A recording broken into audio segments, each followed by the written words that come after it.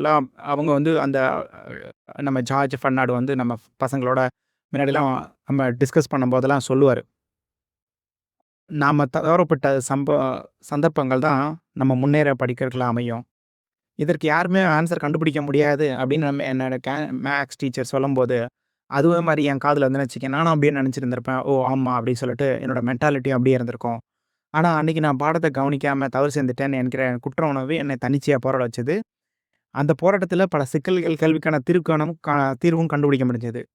இது கணிதத்துக்கு மட்டும் இல்ல, நம்ம வாழ்க்கையில இருக்கக்கூடிய நெறைய பிரச்சனைகளுக்கும் இந்த மாரி இன்சிடென்ட்ஸ் அமையும். அதனால தான் சில நேரங்கள்ல நீங்க காத மூடிக்கொள்வது நல்லது தான்.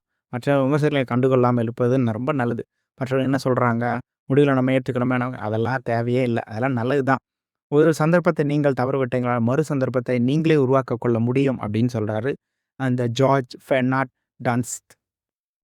உலகத்துல விடை காண முடியாத வினாக்கள் விடை காணும் ஒவ்வொரு நேரத்திலும் நீங்களும் ஜார்ஜ் பெர்னார்ட் டான்ஸ்விக் தான். நன்றாக நினைவு வச்சுக்கலுங்க.